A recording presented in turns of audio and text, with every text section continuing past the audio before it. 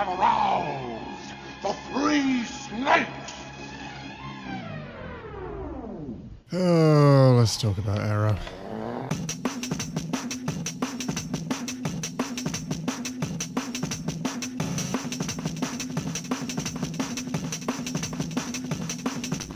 Arrow is a film publisher that I've kind of developed an uncomfortable obsession with recently. I know that seems an odd thing to obsess about and usually has some pretty negative connotations since, you know, publishers can and will be the scum of the earth sometimes. But Arrow is seemingly a publisher that has my exact taste down to a T. They've been releasing a mix of odd and forgotten cult films, but also going heavily in for some indie and art house stuff on the side, with some nice additions to the presentation, like reversible sleeves and alternative artwork. I'm sure some purists probably despise Arrow for commodifying cult films and essentially drawing attention to the fact that they are cult, but fuck that, if something's offering me ease of access for stuff I haven't seen before, then I see no issue. And so far I haven't had a bad experience from them just blindly buying a DVD of theirs. Until now. Yes, better blow it out your exhaust pipe, cinema lover, cause here comes fun with hair on it.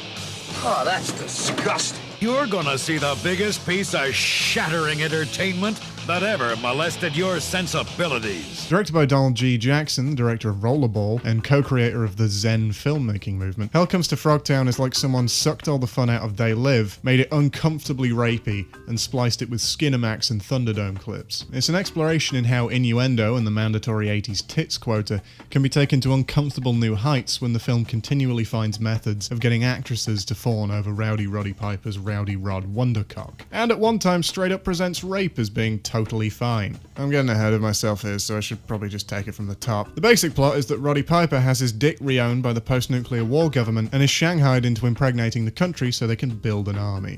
This man is carrying a loaded weapon, and MedTech on a provisional government authority now claims it. God damn, this fucking movie can't be real. It just can't be. I watched this thing 3 times and I still can't remember what happened without referring back to my notes. And even those are as awkwardly disjointed as this film, given how bored and annoyed I got by it. I've sort of danced around it too much at this point. Let's just go straight into it. This is Hell Comes to Frogtown. Like a lot of dross of its ilk, Frogtown opens with some ambiguous voiceover about some nuclear war bollocks. The leading experts at the time believed a nuclear war would only involve the exchange of a few bombs. So I guess that means this film is A Boy and His Frog? All puns aside, both these films have similar values regarding women. More on that later though. Admittedly, this opening, minus the shitty voiceover cop-out, is actually pretty well shot. I particularly like the opening shot, which is just as well since that's the last example of good shot composition you're going to see for a while. Ultimately, I'm not sure what this opening hoped to achieve. World building, I guess? Rather than show you that the frog people are being subjugated through nuance and subtlety, they just ham-fist some dialogue in. You not only ugly squid lips, you are stupid. The movie also takes a second to remind us that Randy Stone Associates and Steve Wang worked on this, before taking us to an interrogation of the protagonist. So we got some intrigue here and a little bit of tension. So what did he do? This prisoner was accused of sexual assault. Okay, now they do correct this and say he's innocent after the victim changes her story, but the film basically has him commit sexual assault later, so the character is still entirely reprehensible. So ultimately, we have a main character that is a sex pest whose only function in the plot is having a dick that works. I'm finding it pretty hard to back Roddy Piper in this. There's some world building and we learn that the Earth is pretty much infertile, and anyone who isn't firing blanks is gold dust to MedTech. A company whose function is ambiguous, to say the least. I mean, it's clear that their function is to repopulate the Earth, but they also operate like a military? I'm not entirely sure who's backing them. Probably the NRA. So Roddy signs his dick away in exchange for a clean slate, and we start to see one of the more glaring issues of the film. Despite having a higher budget than Rollerball apparently, most of the areas in this opening are clearly just areas they managed to get filming clearance for the day on. This airfield barely looks even slightly changed, but then there's the issue as to why Roddy Piper was being interrogated in an airfield. The same issue applies to the van they spend the film using. Whereas something like Mad Max would drastically change the appearance of the cars, this is clearly just a buggy that they spray painted pink and cut a hole in the roof. It doesn't appear even slightly functional from a military perspective. I mean, the main reason they have a pink car is most likely just a dick metaphor, as is this motif. Plus the soundtrack choice for that fucking Ark song that got drilled into my head by years of strangely religious preschool assemblies is another attempt at humour. And herein lies the issue. This film definitely has a tone problem, because at first you think the film's going for an over-the-top sleazy comedy effect, but then it will pull an attempt at sincerity out of thin air and expect you to care. Used to take everything seriously. Then they blew it up. The writing is definitely the weakest part of this film. So they set out and quickly get into an altercation with some border patrol guards for seemingly no other reason than to create artificial tension. I can end it all here right now. Throw your bodies across the line. Say the greeners got you. Or not. Am I missing something here? Why would they stop them heading over their side of the border? I thought MedTech was meant to be government affiliated, so surely they would have clearance. I'm reading too much into this, aren't I? So naturally they get past the border with no issues and... Oh, for fuck's sake. This is the setup for a porn. This film is just the setup for a porn extended to an hour and a half. The acting is the same, the lack of sufficient cinematography and lighting is the same, and the dialogue is definitely the same. Come to think of it, I've seen porn that was better shot than this film. And believe me, I watch a lot of porn. You don't get much of a sex life reviewing movies to an audience of two and drinking yourself into oblivion. Anyway, it's here that we're introduced to one of the main plot devices. That being Roddy Piper's cock blocker after he attempts an escape. If anyone but me tries to unlock the ECR, a 1-ounce charge of plastic explosive will detonate.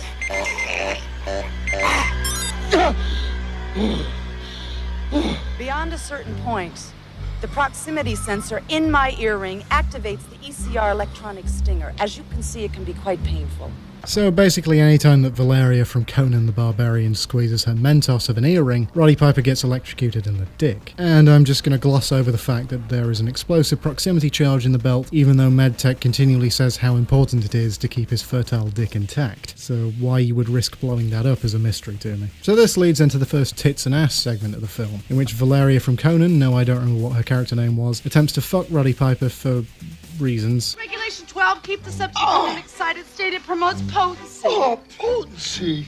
They say it's to keep his balls active, but that's just a contrived explanation for a striptease. Admit it, movie, don't pull a Hideo Kojima and pretend there was some merit to the porn. Just admit you wanted a wank. There's more dignity in that, almost. After that fails, the Protector character named Scintilla, yes, very clever to shorten the word Sentinel, ultimately tries to get a piece of the Roddy, which I'm gonna have to censor here because YouTube regulations. I guess fertile men are a turn-on? Cut to more pointless driving scenes that only serve to beef up the plot, and we're met with one of the more alarming scenes from the film. They stop for rest and ultimately pick up a motion tracker signal that reveals an escaped hostage of Frogtown. The basic plot being that some fertile women have been kidnapped because reasons, and they're now being held in Frogtown by the leader. Maybe he wants them for his harem. Oh, that's disgusting. Not about as disgusting as what you're about to do to him, Roddy. So they catch up with a woman that they apparently couldn't see in the middle of the open desert with fucking high beams on, and track her down, ultimately tying her up against her will and forcibly drugging her. After the bukkake scene, it's revealed that Roddy now has to fuck the unconscious and restrained woman who has had no dialogue and clearly has no interest in getting macked on by a pro wrestler. That is rape. Straight up rape. Doesn't matter if you were innocent in the opening. This is sexual assault, clear and simple. But never mind, we've got another excuse for a striptease. So, yeah, Roddy just fucks her. For some reason, whatever they drugged her with makes her get a horn on, but that's still rape. Still just straight up rape. So does the movie address this at all? Do the characters have some conflicts about having to forcibly regrow the population, even if it involves rape? No. She literally has no reservations about having just been forcibly impregnated. In fact, she seems fine with it. Frogtown is back that way. How far? I ran all day and all night. All right. Go south for a few days. The Border Patrol will pick up your signal and evac you to a MedTech hospital. No, don't worry.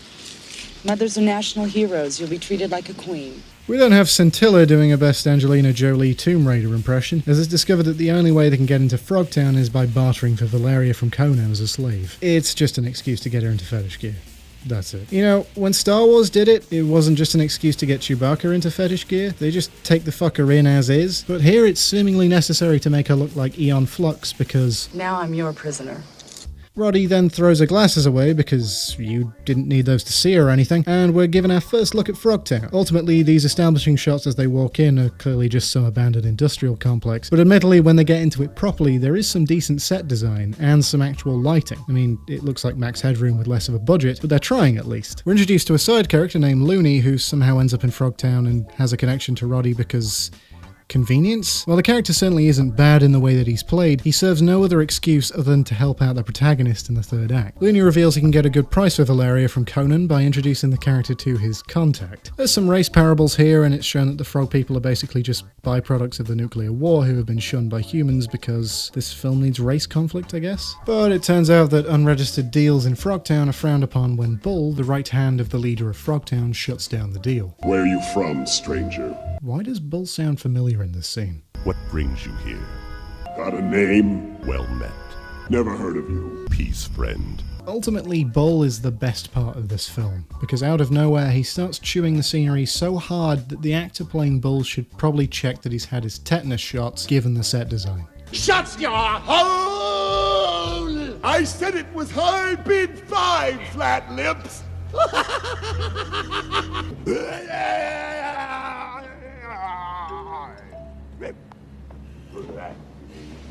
So Roddy gets knocked the fuck out, Valeria from Conan gets taken, and we're introduced to the contact. It's here that I have some questions about the costume design. Why are some of the frogs frog people and others look more humanoid? Is it like a ghoul thing where some of them are more mutated than others? I shouldn't be fucking doing this movie's work for it, god damn it. Anyway, it looks like Roddy's gonna have to take his fucking medicine as the contact tries some interspecies advances. Oh, what are you doing? Just promise me you won't be gentle.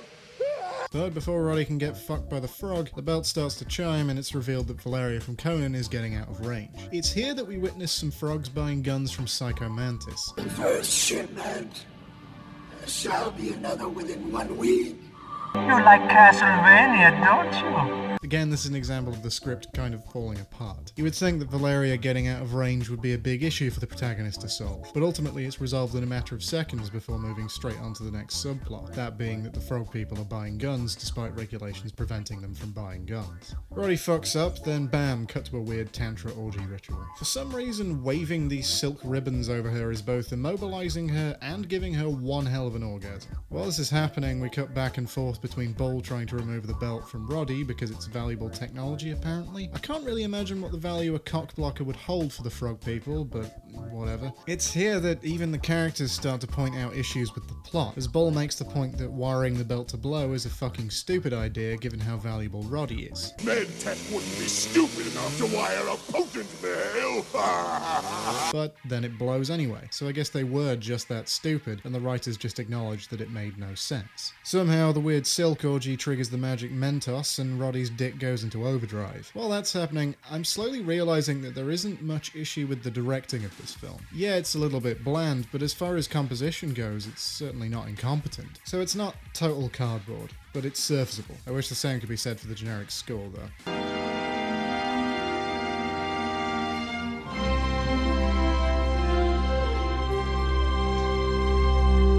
Everything's bland. Bland. It's bland. Pasta's bland. Roddy gets rescued by the contact, but the contact gets axed, creating a scene where the audience is supposed to care, but again, this film has a tone problem. Either way, it was an excuse for Roddy to wrestle, so that's something. It's revealed that the weird silk orgy was some sort of preparation for something called the Dance of the Three Snakes, where Valeria goes full showgirls in some sort of audition for her life thing. While this is happening, Looney sneaks through the back and somehow fires a flare through someone while indoors, and the flare ends up outside, signaling Scintilla. This goes on for several minutes too long before it's revealed what the three snakes actually are, prompting Roddy to bust in They Live style and blast some ass. But the antagonist gets away because, hey, we gotta beef up that runtime somehow. It's here that we also see the same two shotgun props being used by different actors, so it's clear that they only had 2 of them.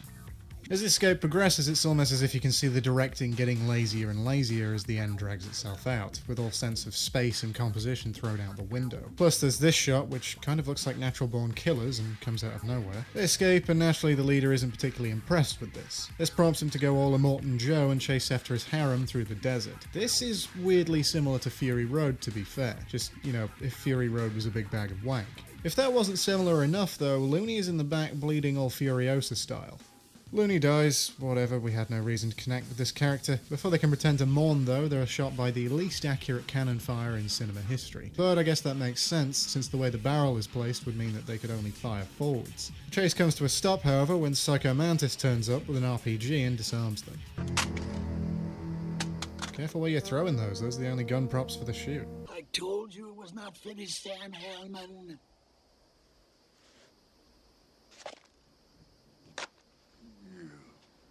So it turns out the Psycho Mantis is actually the dude from the start, and it's completely devoid of all shock or reveal. Not that I saw it coming, I mean the idea is so retarded that nobody in their right mind would think that would be a good twist. But given this movie, fuck it. Roddy somehow throws a katana as if it's a throwing knife, and Psycho Mantis runs off into the desert. Roddy gives chase and thinks he's dead after lightly kicking him once and then walking away. There's some more pointless tension, and the situation is resolved so fast that I honestly don't know what the point of having that was. But at least you got a rocket launcher out of it. Roddy returns to find the car is fucked and thinks everyone died, despite seeing not a single crispy body in the car. Roddy then has a standoff with the antagonist Toti, and I think his accent breaks here. We're going down together. Naturally, the rocket launcher doesn't work, and we're subjected to a very derivative fight scene.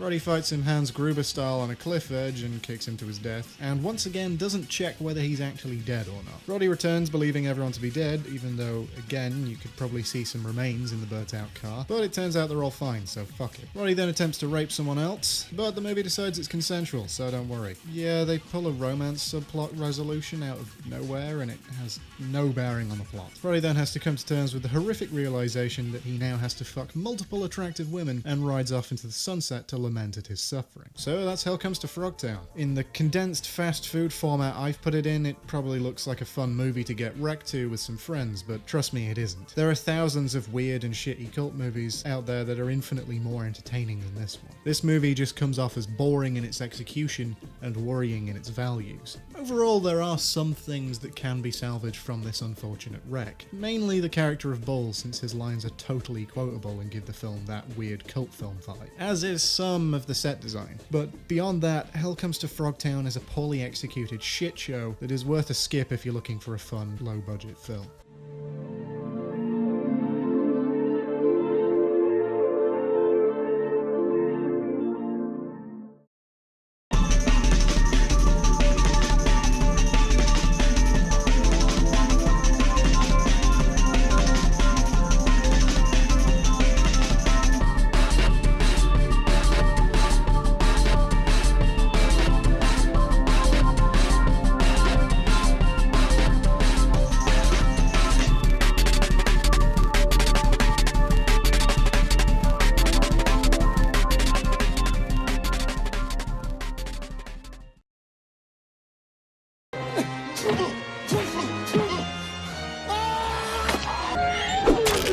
See where I'm coming from, you jive, motherfucker!